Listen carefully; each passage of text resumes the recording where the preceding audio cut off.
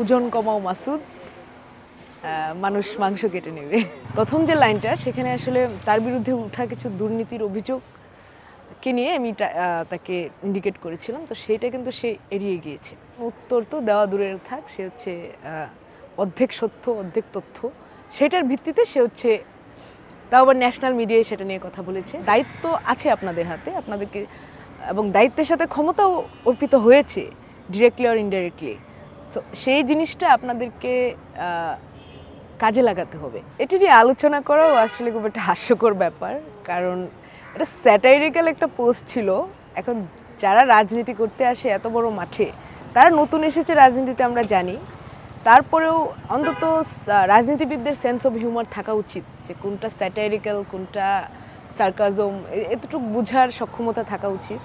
তাই আমার একটা মেটাফরিক্যাল সার্কাস্টিক একটা স্ট্যাটাস ছিল, সেখানে কিন্তু দুটো লাইন ছিল, যেটা সে প্রথম যে লাইনটা সেখানে আসলে তার বিরুদ্ধে ওঠা কিছু দুর্নীতির অভিযোগকে নিয়ে আমি তাকে ইন্ডিকেট করেছিলাম, তো সেইটা কিন্তু সে এড়িয়ে গিয়েছে।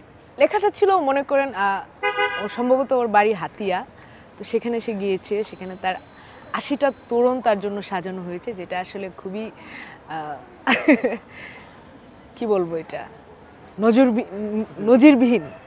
তো সেই জায়গায় একটা ছেলে যে সদ্য রাজনীতি এসেছে, বা যাই হোক খুবই ছোট অল্প বয়সী, তো সেই জায়গায় তার জন্য 80টি তোরণ সাজানো, এবং তার সেই আমার যতটুকু জানি যে তার সেই আর্থিক সংগতি নেই যেটা দিয়ে সে 80টি তোরণ করতে পারে। এমনকি তার একটা দামি গাড়ির কথাও সামাজিক যোগাযোগ মাধ্যমে ভেসে আসছে, তো সেইটার বিষয়ে আমি ইন্ডিকেট করেছিলাম।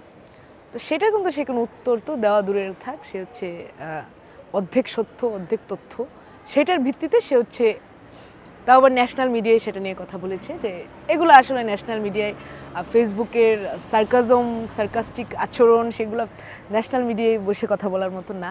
আমি সাধারণ মানুষ, যারা সমন্বয়ের কাছে এখন তারা পাওয়ারফুল, আমরা তো সেটাই ধরে নিচ্ছি যে তাদের পাওয়ার আছে, তারা ইচ্ছা করলে সেই পাওয়ারকে কেন্দ্র করে অনেক কিছু অর্জন করতে পারে। তো আমার তো প্রশ্ন তো আমি করবো, তাই না? আমার প্রশ্ন আমার জারি রাখতে হবে।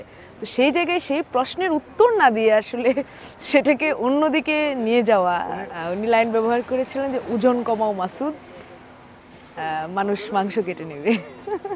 এটা না, এটা যিনি শেয়ার দিয়েছিলেন তিনি বলেছেন যে 5ই আগস্টের পরে ছেলেটার ওজন বেড়েছে 13 কেজি, নর্মালের চেয়ে বেশি। এটা দেখুন, এখন 5ই আগস্টের আগে আমাদের টার্গেট ছিল যে করে হোক ফ্যাসিস্টের পতন করাইতে হবে। এজন্য আমাদের মধ্যে বিভিন্ন ধরনের মতানৈক্য আমরা সাইড করে রেখেছি, আমরা বৃহত্তর স্বার্থে এক হয়ে কাজ করেছি। এখন তারা তাদের মতো রাজনৈতিক মুভমেন্ট করছেন, রাজনৈতিক দল না, সেটা সেভাবে একবার শুরুর দিকে তারা রাজনৈতিক দল ছিলেন না, এখন তারা মনে হচ্ছে তারা রাজনৈতিক দল, কিন্তু কোনো কনসেপ্টই ক্লিয়ার না যে আসলে তারা কি করতে চাচ্ছেন।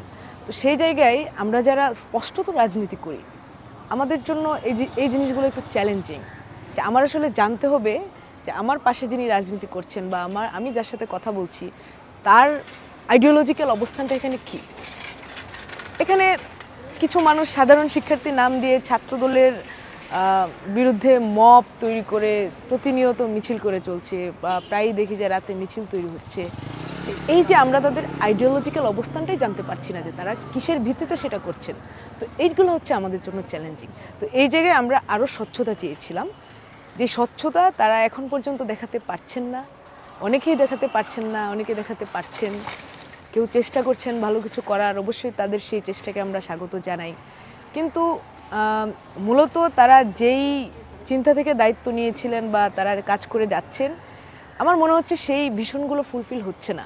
যেমন জুলাই শহীদ স্মৃতি ফাউন্ডেশনের নিয়ে যে অভিযোগ হচ্ছে যে তাদের সেই কাজ করছেন না, আহতদের চিকিৎসা বা নিহত যারা হয়েছেন তাদের পরিবারের খোঁজখবর নেওয়া, তো বৃহত্তরভাবে সেইভাবে তারা কোনো কার্যক্রম পরিচালনা করতে পারছেন না।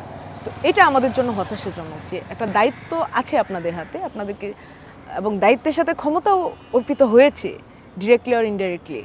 সো সেই জিনিসটা আপনাদেরকে কাজে লাগাতে হবে, এবং সেটা অবশ্যই মানুষের কল্যাণে।